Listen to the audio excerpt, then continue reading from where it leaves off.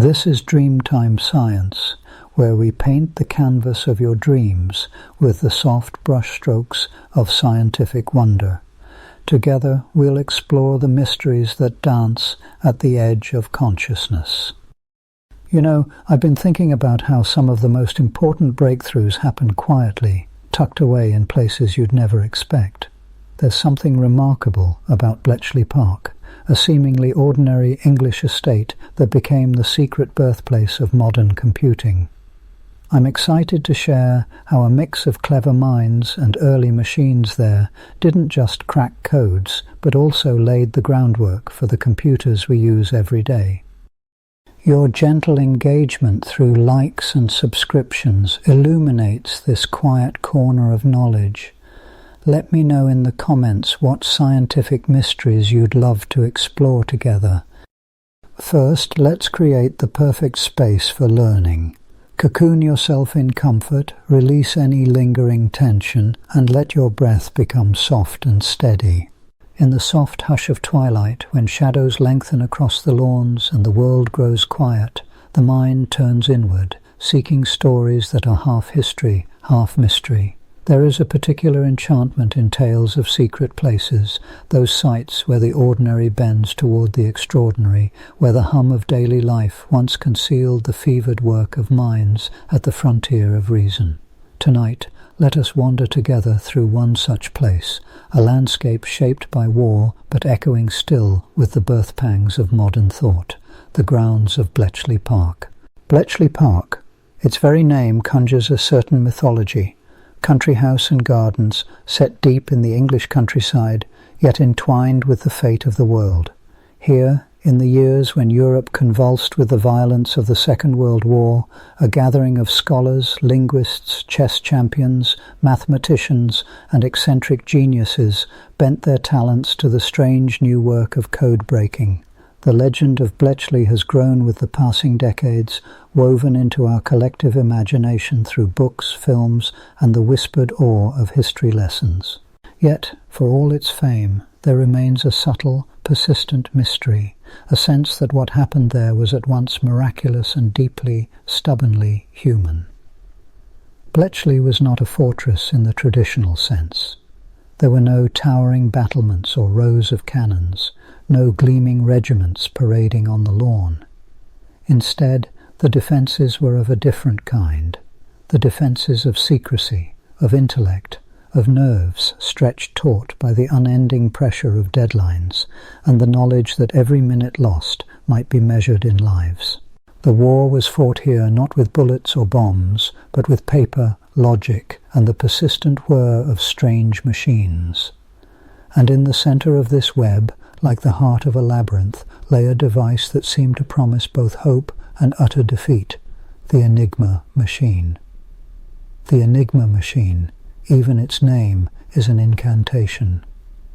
Enigma, from the Greek, meaning riddle or puzzle, a fitting title for a device whose very existence was meant to conceal, to confound, to frustrate any attempt at understanding. The story of Enigma is at once technical and mythic. It is the story of a mechanical marvel conceived in the fevered imagination of the early 20th century and wielded by the German military as their ultimate shield against prying eyes.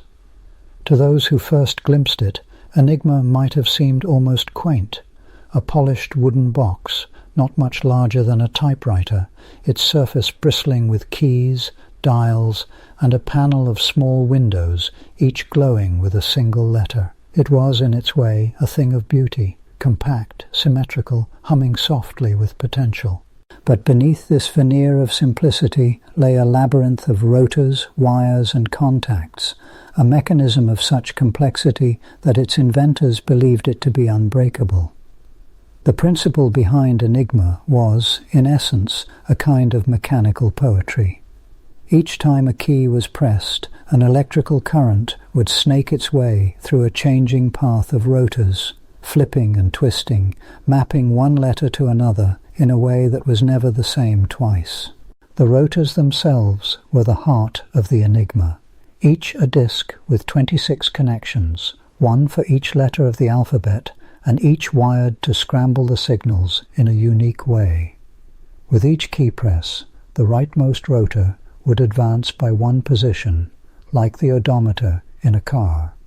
After it completed a full revolution, the next rotor would advance, and so on, creating an ever-changing pattern of substitution. In theory, the number of possible settings was astronomical. With 3 rotors, each set to one of 26 positions, and a plug board at the front allowing further swaps of letters, the total number of combinations soared into the trillions. Later, the Germans added more rotors, more complexity, more layers of confusion. The result was a system that seemed, to all reasonable calculation, unbreakable. Each message encrypted on one machine could only be deciphered by another machine set to the exact same configuration, a configuration that changed daily, sometimes even more frequently. It is not hard to see why the Enigma machine became a symbol, both in its own time and in ours. To the German command, it was the very image of technological superiority, a device that rendered their communications invisible to enemy eyes, sealing their intentions behind a wall of mathematics and machinery. To the Allies, it was a nightmarish adversary, a ghostly presence in the airwaves, transmitting secrets in a language that seemed as distant as the surface of the moon. Yet, in the cultural memory, Enigma is more than a machine. It is an emblem of mystery itself, a puzzle box whose solution seemed always just out of reach. In films and novels, the enigma is often depicted as a talisman of fate, a magical artifact whose unlocking might turn the tide of war. The drama of its pursuit is cast in the light of high adventure, shadowy figures racing against the clock, cryptic messages snatched from the air, the tension of genius pitted against cold, unfeeling logic. But the true story of Enigma and of Bletchley Park is at once more prosaic and more profound. For in the end, the Enigma was not a creature of science fiction. It was a product of human minds, ingenious, yes, but fallible. It was built, programmed, and operated by people, and in this fact lay both its strength and its Achilles' heel. The myth of the infallible machine is an old one, and a seductive one. From the earliest automata, clockwork birds that sang in the palaces of the caliphs, bronze heads that purported to answer questions in the medieval universities, there has been a persistent hope that artifice might one day transcend its makers, achieving a kind of perfect logic, an implacable regularity that would render it immune to the failings of flesh. The Enigma machine, with its intricate gears and impersonal whir, seemed to embody this promise. By its very nature, it offered the illusion of certainty. A message encrypted was as good as lost, unless one possessed the secret key. The Germans placed their faith not just in the mathematics of the machine, but in the idea that machines, unlike people, do not forget, do not tire, do not make mistakes. And yet, as history so often shows, machines are only as flawless as the humans who design, build, and operate them. The Enigma's complexity was its shield, but also its weakness. Every aspect of its function, every rotor setting, every plugboard cable, every daily key sheet had to be managed by human hands. And humans, as the codebreakers at Bletchley would soon discover, are creatures of habit and error. Before we follow the thread of that realization, let us pause to appreciate the conceptual beauty of the enigma itself. In its heart, it is a cipher machine, a device designed to implement a particular kind of encryption called a polyalphabetic substitution cipher. This is not a new idea. Indeed, the roots stretch back through centuries of cryptographic endeavor to the ciphers of the Renaissance and even earlier. What made Enigma unique was not the underlying mathematics, but the way in which it rendered those abstractions tangible. It was cryptography made flesh, or at least made steel and bakelite and wire. Consider for a moment how a typical message would move through the machine.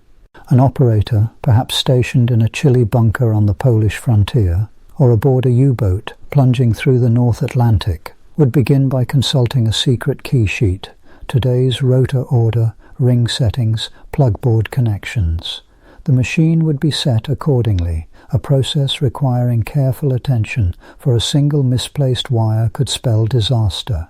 Then, letter by letter, the message would be typed in, each keystroke causing the rotors to advance, the internal circuitry to shift, the output to flicker in the little windows above. The operator would record the resulting letters one at a time, building a string of apparent nonsense. To the recipient, the process was reversed.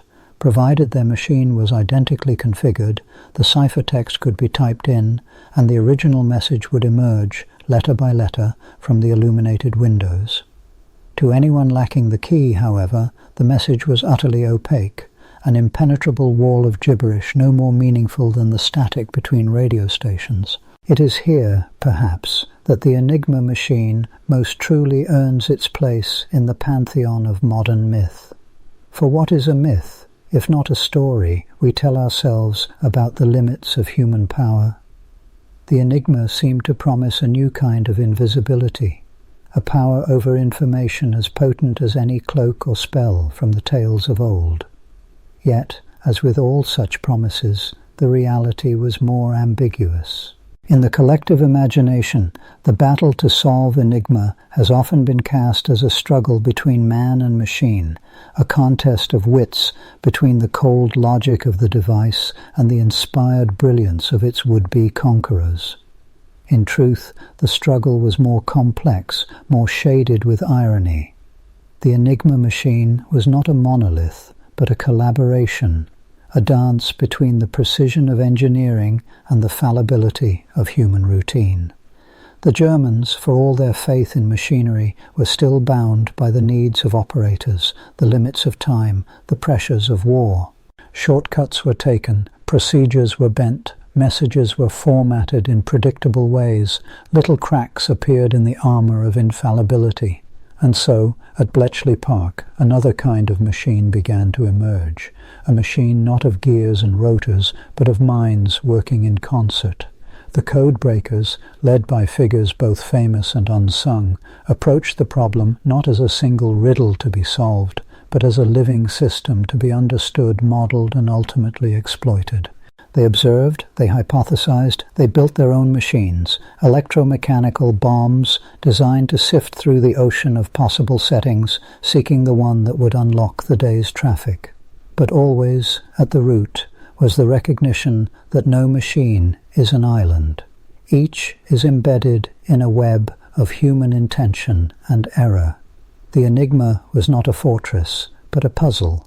Fiendish, yes, but not beyond the reach of those willing to embrace both logic and intuition.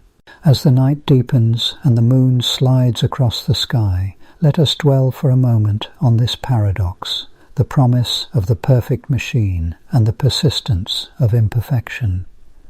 The Enigma, for all its elegance, was not invincible. Its very complexity, meant to shield, could also betray. In the flickering lamplight of Bletchley Park, the boundaries between human and mechanical intelligence grew blurred, and a new kind of thinking began to emerge, a thinking that would, in time, give birth to the first true computers. But that, perhaps, is a story for the next watch of the night. For now, let us rest in the unresolved beauty of the machine itself, a riddle posed not just to its wartime adversaries, but to all who have ever wondered at the power and the limits of human invention.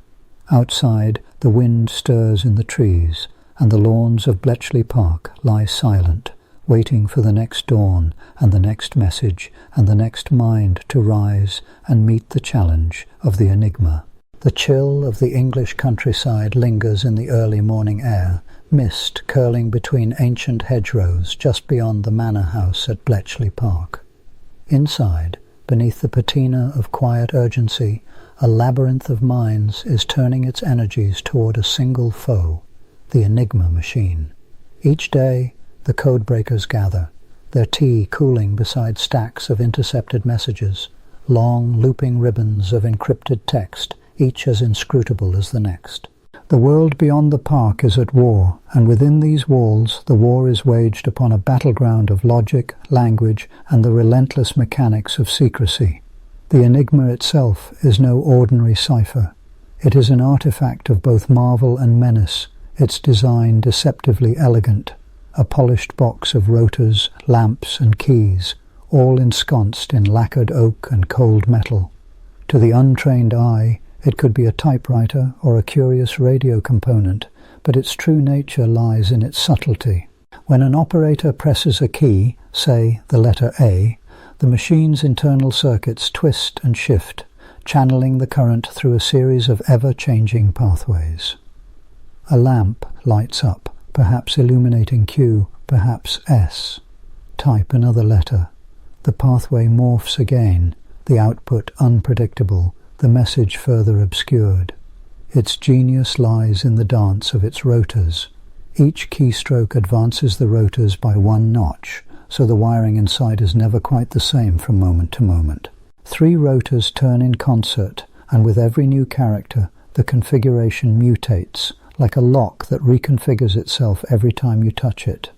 Add to this the plug board at the machine's front, a tangle of cables pairing letters in ways chosen daily by the German operators. The plug board alone multiplies the possible settings astronomically. The result is a cipher so complex that for its time it seemed impregnable. To the mathematicians and linguists at Bletchley Park, this was not merely a puzzle, but a vast, shifting maze. The number of possible enigma settings in a single day, taking into account the order of rotors, their starting positions, and the plug board connections, runs into the quintillions. That is, more configurations than there are grains of sand on the world's beaches, more than any human could hope to check by hand in a lifetime, or even in the span of the universe. The human mind, no matter how brilliant, was easily dwarfed by such combinatorial enormity.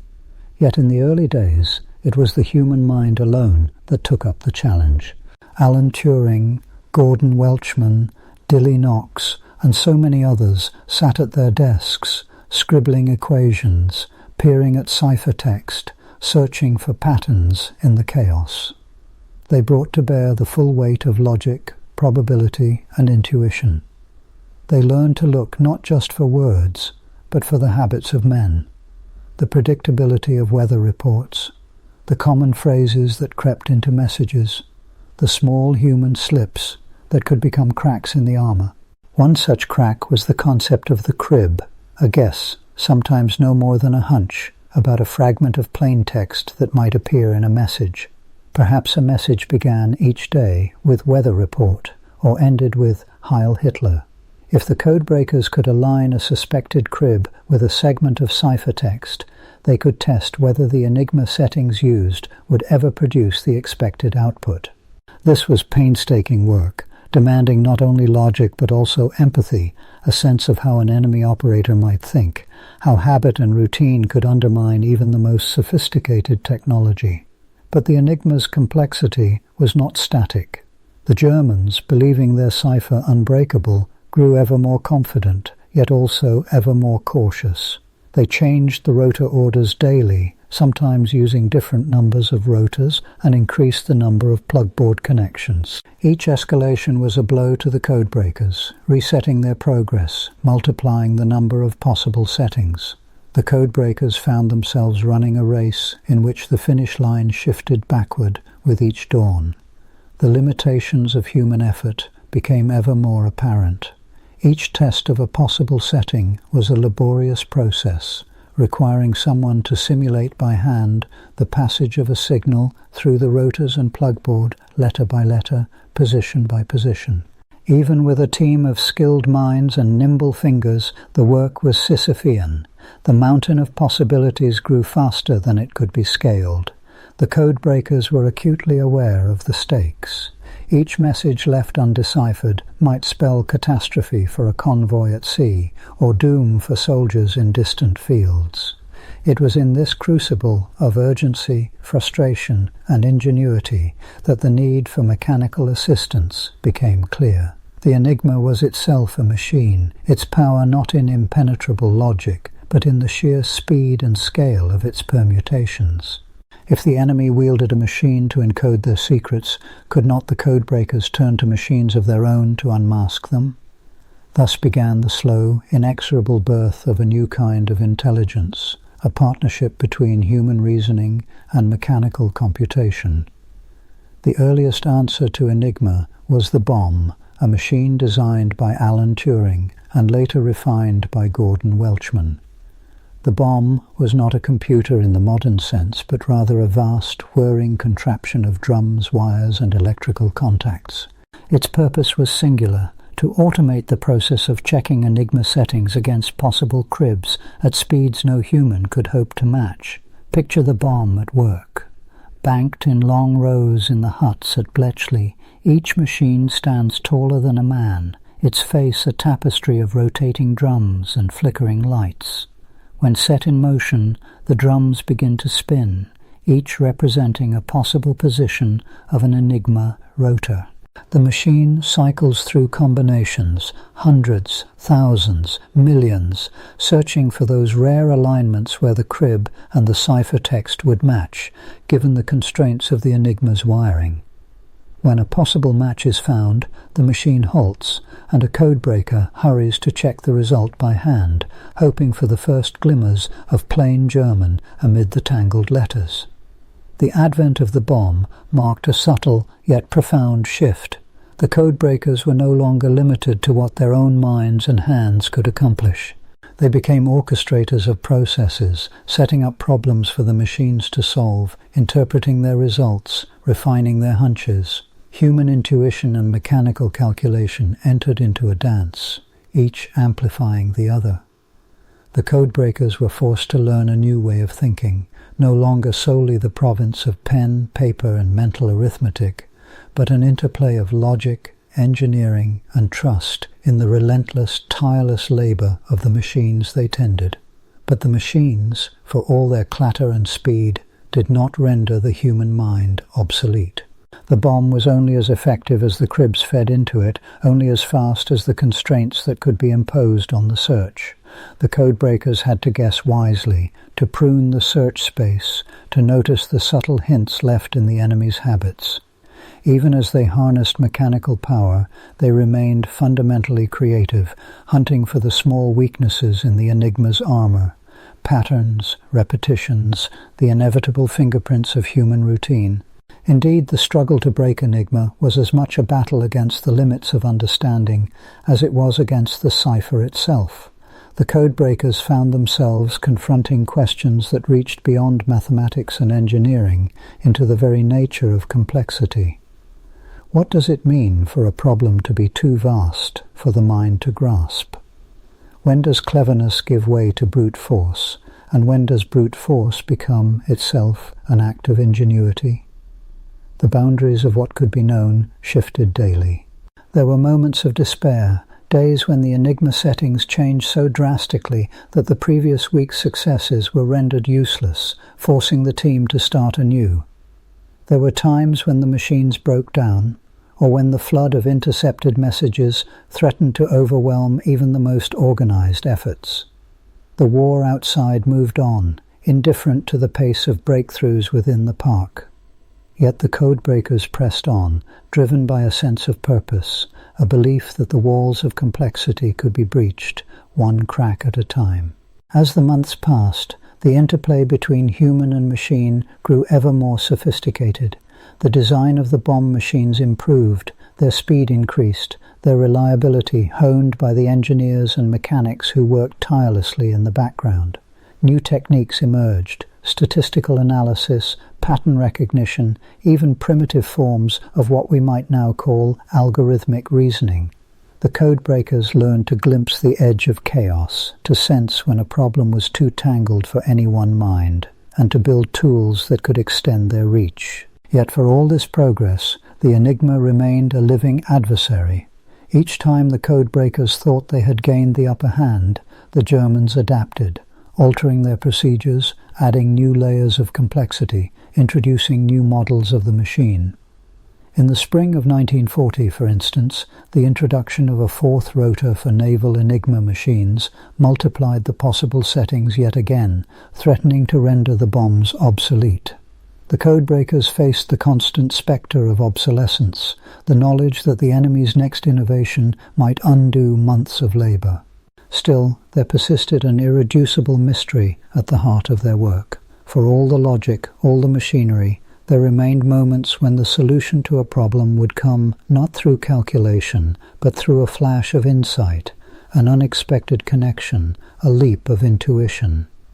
Dilly Knox, with his deep knowledge of classical languages, would sometimes spot a pattern that eluded others.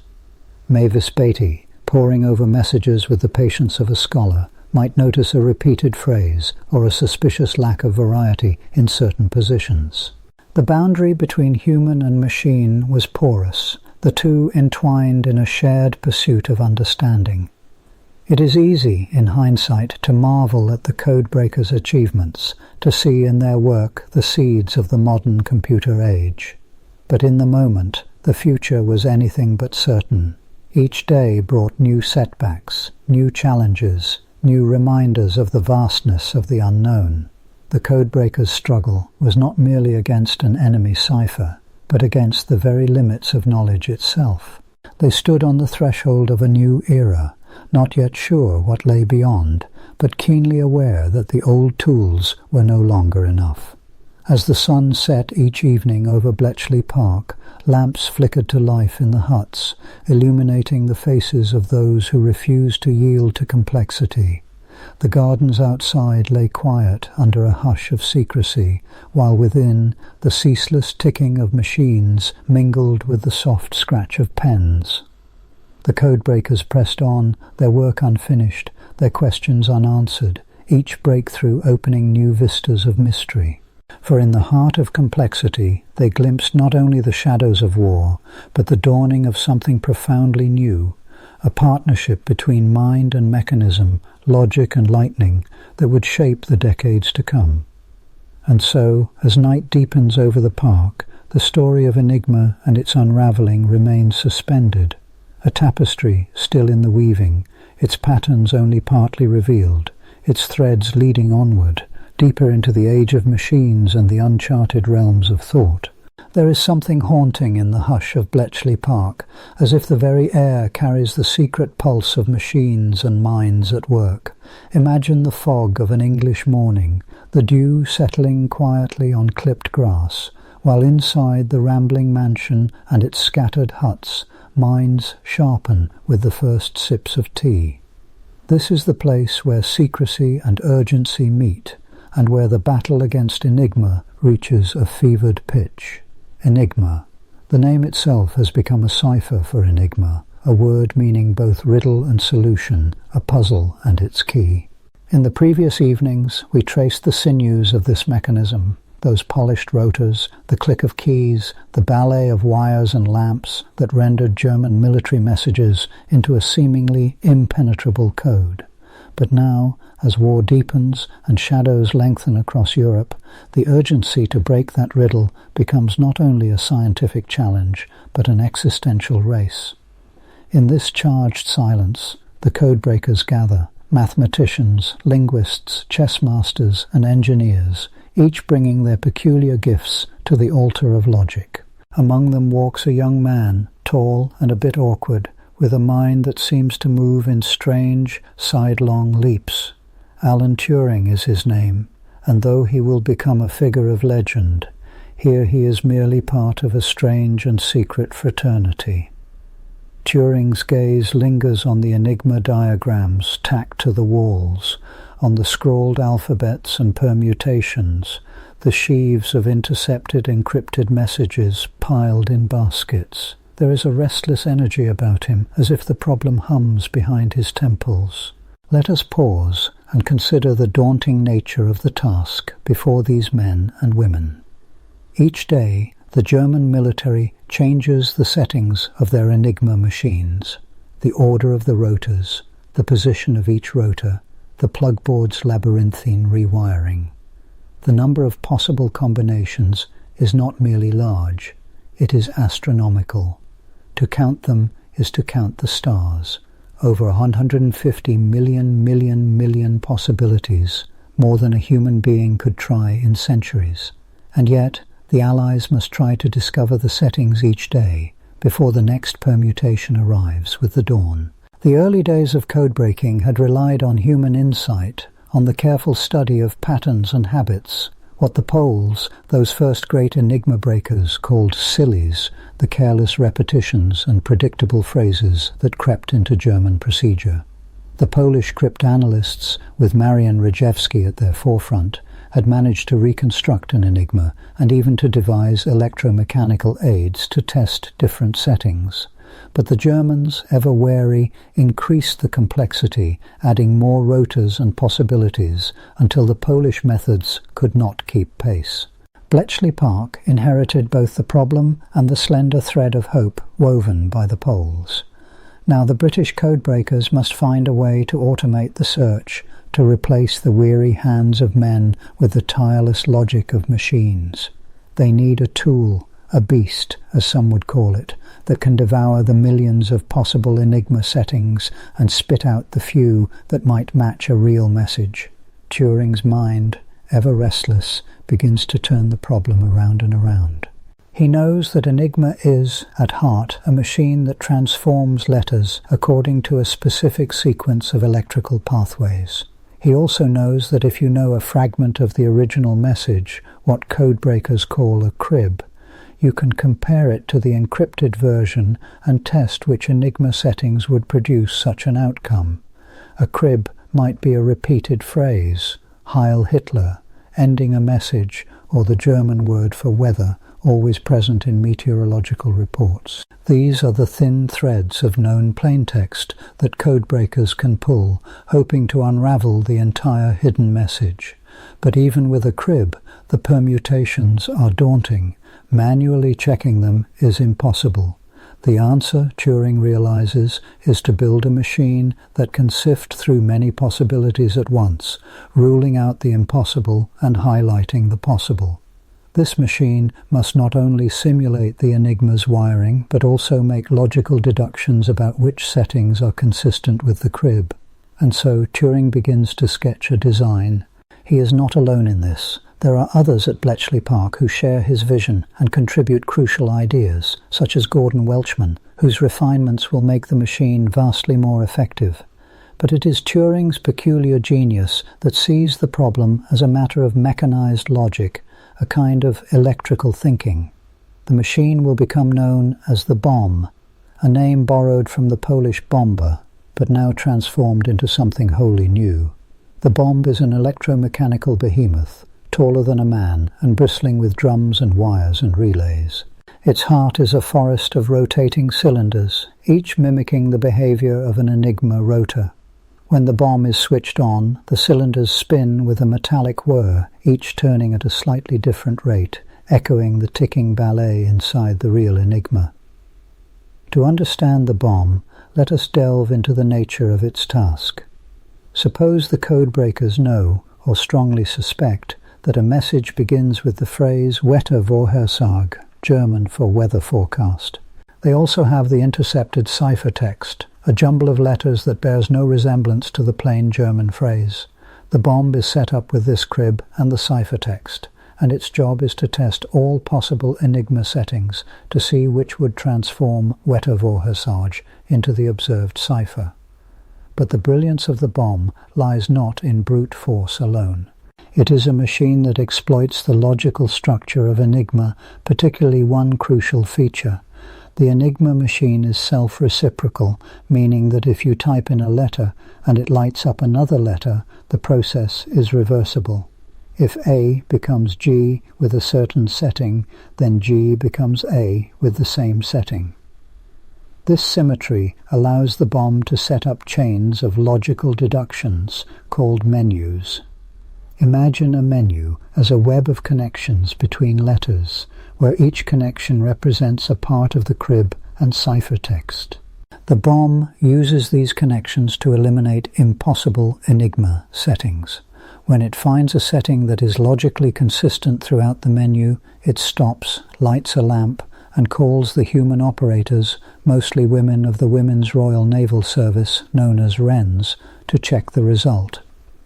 The first bomb, built at the British Tabulating Machine Company in Letchworth, is a thing of industrial beauty. Steel frames, banks of relays, rows of spinning drums, all orchestrated by the flow of electricity and logic. Each bomb can simulate the behavior of dozens of enigma machines at once, vastly accelerating the search for the daily keys. Let us linger for a moment on the soundscape of the bomb room. It is not the hush of a library, nor the din of a factory, but something in between, a steady, relentless whirring, punctuated by the clack of relays and the soft footsteps of operators. The room smells faintly of oil and ozone, and the air is charged with a sense of purpose. Each day, the machines run for hours, sifting through millions of combinations, while the wrens monitor their progress and reset the machines for new tests. The bomb is not infallible. Mistakes in the crib, errors in wiring, or subtle changes in German procedure can throw off the process.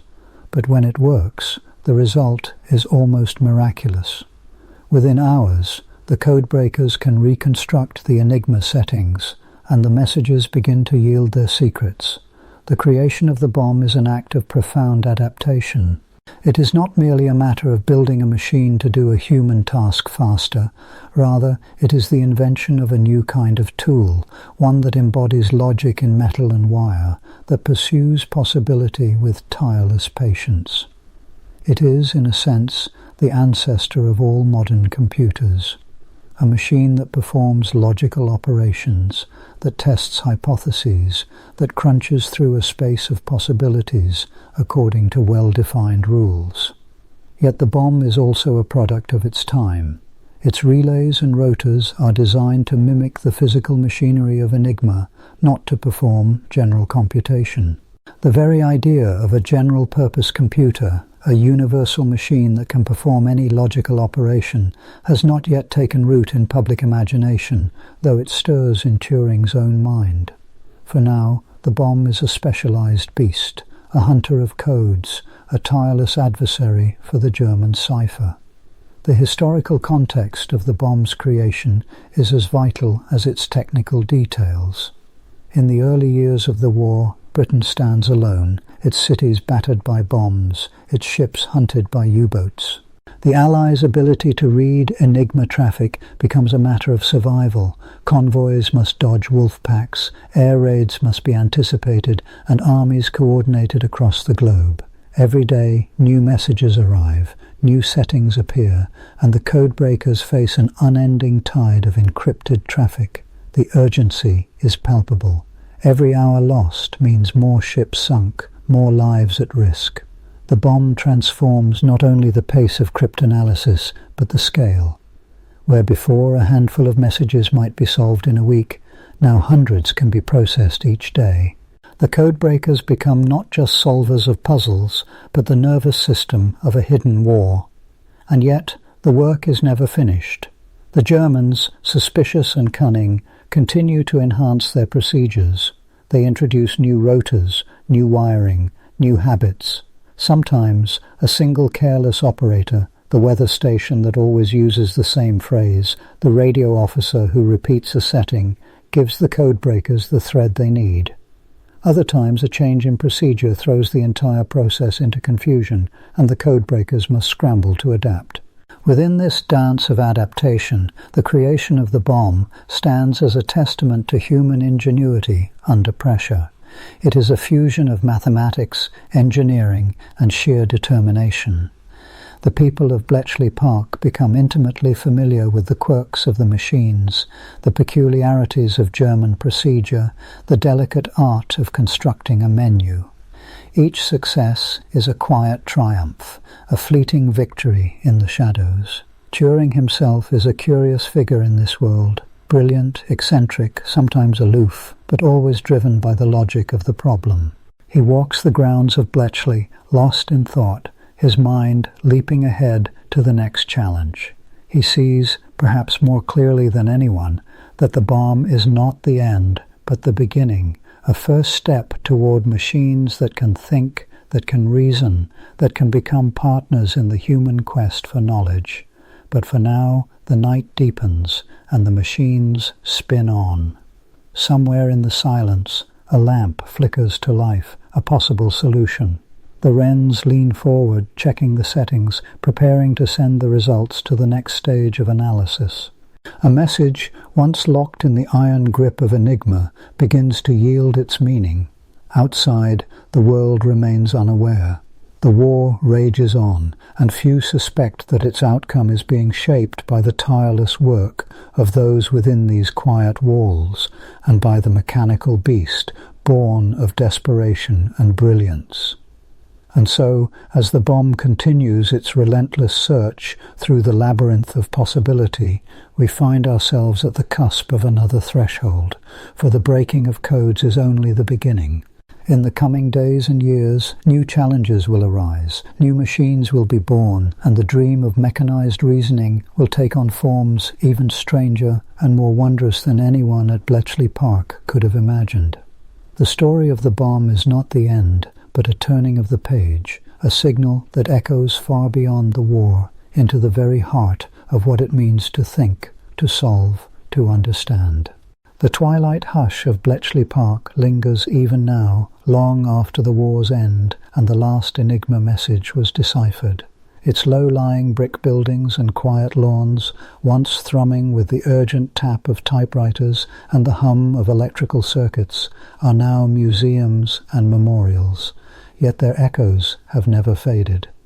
They resound through every microprocessor, every encrypted message sent across the globe, every algorithm sorting through oceans of data. It is easy to think of Bletchley as a relic, a sepia-toned memory from another age. But in truth, its legacy is alive, woven invisibly through the very fabric of our digital world. Let us take a slow, gentle journey through the corridors of inheritance. The war is long over, the threat of enigma past. Yet the tools forged in that crucible, the mathematical insight, the urge to automate thought, the discipline of secrecy, have grown into something far larger and stranger than their architects could have imagined. The digital age, our age, is the child of Bletchley Park, shaped by its ingenuity and haunted by its dilemmas. It begins with the urge to mechanize reasoning itself, to build engines that do more than obey simple commands. Alan Turing, walking beneath the bee-laden trees of Bletchley, dared to dream of a universal machine, one that could, in principle, mimic any process of thought. His insights, born of the desperate need to defeat German ciphers, would blossom into the mathematical architecture beneath every modern computer. The Colossus, the world's first programmable electronic computer, was built in secrecy, its vacuum tubes flickering like fireflies on a summer night. It was dismantled after the war, its blueprints burned, its existence denied for decades. Yet the idea survived, that a machine could be made to think, to calculate, to sift through patterns and reveal hidden truths. In the years that followed, the world's appetite for computation only grew. Transistors replaced vacuum tubes, silicon replaced copper wire. The first room-sized computers shrank to fit on desktops and then into pockets. But the essential questions, what can machines know, what should they know, remained, their roots buried deep in the wartime soil of Bletchley Park. The codebreakers had glimpsed the paradox at the heart of information, that every message must be both concealed and revealed. The very act of breaking enigma was a dance between secrecy and discovery, between privacy and exposure. This tension is the pulse of our digital lives today. Every time we send an email, swipe a credit card, or whisper a search query into the ears of our electronic assistants, we participate in an ancient ritual of concealment and trust. Our words are scrambled, encrypted, routed through invisible networks, only to be decrypted, read, and acted upon, sometimes by human eyes, sometimes by machines. The cryptographic legacies of Bletchley are everywhere. The same mathematics that once shielded Axis communications now safeguards our banking, our votes, our most intimate correspondence. yet the shadow of the codebreaker lingers. For every lock, there is a would-be locksmith. For every secret, a seeker. The balance of power shifts continually as algorithms grow more complex and adversaries more cunning. In this endless waltz, we are all inheritors of the Bletchley mind, suspicious, ingenious, always searching for patterns in the noise. But the inheritance is deeper still. The men and women of Bletchley Park were not merely codebreakers. They were, in a profound sense, architects of the digital self. They glimpsed, perhaps for the first time, the possibility that human identity could be encoded, analyzed, and reconstructed by machines. Consider the labor of cryptanalysis, the reduction of entire personalities, German generals, naval officers, spies, to patterns of behavior, linguistic quirks, the habitual ways they typed or erred. The enigma was not only a machine, but a mask, behind which real people plotted and hoped and feared. To break the code was to see through that mask, to reconstruct the intentions of another mind. Today, we are surrounded by invisible Bletchleys. Machine learning algorithms trawl through the traces we leave behind, web histories, social media posts, even the cadence of our keystrokes. They assemble portraits of our preferences, our politics, our desires, more detailed and intimate than any wartime dossier. The data that once trickled slowly through military cables now gushes in torrents, and the machines that once filled entire rooms now fit into the palm of a hand. Yet the essential act, the translation of self into pattern, the decoding of identity, remains unchanged. Here, too, the ethical dilemmas of Bletchley echo into the present. The codebreakers operated in secrecy, their work unknown even to their families, justified by the spectre of existential threat. They invaded the privacy of strangers for a higher cause, trusting that the ends would justify the means. After the war, many struggled with the moral aftermath. The knowledge that their brilliance had been used both to save lives and to destroy them, that they had trespassed across boundaries that, in peacetime, would have been sacrosanct. In the 21st century, the boundaries are more porous, more easily crossed. Our digital selves are scattered across servers and clouds, guarded by encryption that is both heir and adversary to enigma. The question, who should have the right to decode us, remains as urgent now as it was then, but the stakes are no longer confined to the fate of nations.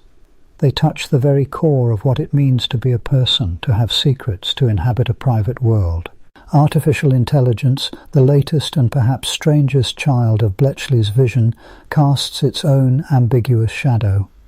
Turing himself, with characteristic foresight, pondered whether machines could ever be said to think or to know.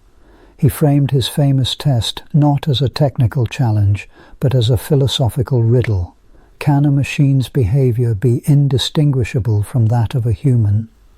The question lingers in every interaction with our digital assistants, every conversation with a chatbot, every moment when we sense that an algorithm is shaping the world unseen. Yet the path from Bletchley to AI is not a straight line, but a winding and forked road. The early codebreakers sought to automate the mechanical aspects of reasoning, to relieve the human mind of its most tedious labors. But as machines have grown more powerful, they have begun to encroach upon the creative, the intuitive, the ineffably human. Deep learning algorithms now compose music, generate art, write stories. They predict our illnesses, suggest our purchases, choose the headlines we see. With each advance, the distinction between codebreaker and code, between analyst and analyzed, grows blurrier. There is wonder in this, and a kind of vertiginous mystery. The same mathematical logic that once teased secrets from enemy ciphers now generates insights beyond the grasp of any single mind. At the same time, the scale of computation has outstripped our ability to understand its consequences. The codebreakers at Bletchley could, at least in theory, trace every step of their machine's reasoning. Today's neural networks operate in a haze of statistical abstraction, their inner workings often opaque even to their creators. It is tempting to see this as a loss, a surrender of human agency to the inscrutable. But perhaps it is also an invitation, a call to humility, to curiosity, to the ongoing work of understanding ourselves and our creations. The legacy of Bletchley is not merely the machines it produced, but the questions it bequeathed. How do we know what we know? How do we trust those who hold our secrets? How do we live together in a world shaped by invisible minds? In the quiet rooms where Turing and his colleagues worked, the boundaries between mathematics, engineering, and philosophy dissolved. The codebreakers were forced to become something more than technicians. They were explorers on the edge of the possible, translators between the languages of logic and literature, of numbers and nerves. The problems they confronted, of secrecy, of identity, of the limits of knowledge, have only grown in scale and urgency. The story of Bletchley Park is not a closed chapter, but a living question. Its legacy threads through every debate over privacy and surveillance, every controversy over algorithmic bias, every whispered fear and hope about the future of artificial intelligence. The tools that once served war now shape the patterns of peace, commerce, love, and play. The codebreakers' inheritance is both a gift and a challenge, a call to vigilance as much as to celebration. Somewhere at the edge of sleep you may find yourself drifting through those shadowed corridors, past the humming banks of relays and the cryptic chalk marks on blackboards. The air is thick with the smell of oil and paper, the faint ache of minds stretched to their limits. Outside, the world is changed beyond recognition, yet the questions remain as urgent and unresolved as ever. Consider for a moment the romance of secrets, the allure of the unsolved. The codebreakers were driven not only by necessity, but by a deep, almost childlike curiosity, the desire to peer behind the veil, to know what is hidden. This impulse, as old as humanity itself, animates every act of discovery, every scientific leap. Yet it is also a source of danger. In our age of big data, the temptation to know all, to see all, is stronger than ever. The boundaries between public and private blur, not only for individuals, but for entire societies. The architects of our digital inheritance face dilemmas their predecessors could scarcely imagine. How much should we let machines decide? What happens when algorithms, trained on the past, perpetuate its injustices? Who is accountable when a decision is made not by a person, but by a process that may be too complex for any person to fully explain? The ghosts of Bletchley walk beside us as we struggle with these questions, remind us that every technological advance is also a step into the unknown. There is perhaps a kind of comfort in this uncertainty. The world of Bletchley Park was one of contingency, of improvisation, of solutions cobbled together from whatever was at hand.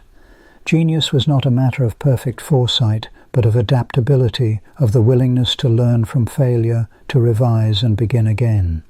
This spirit, too, is part of our inheritance, the knowledge that the future is always unfinished, that even our most brilliant creations may harbour flaws, that wisdom lies as much in unknowing as in certainty. Beyond the technical, beyond the ethical, there is a deeper, more mysterious inheritance. Bletchley Park was a place where people gathered in secrecy to confront the limits of their own understanding, to wrest order from chaos. In doing so, they became part of a lineage that stretches back to the first storytellers, the first mathematicians who gazed at the stars and wondered at their patterns. The digital world we inhabit is, in a sense, the latest chapter in that ancient quest. A world made of symbols, of signals and noise, of meaning encoded and decoded. As you rest, let your thoughts float gently among these echoes. The story of Bletchley is far from over. It continues in every act of curiosity, every moment of trust, every choice to share or to conceal. The machines may grow ever more powerful, their logic ever more intricate, but the heart of the matter remains unchanged.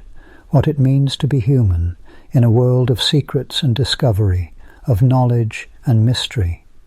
And so the inheritance of Bletchley Park flows quietly onward, through wires and waves, through the silent workings of algorithms, through the dreams of those who wonder what else might be hidden, waiting to be revealed.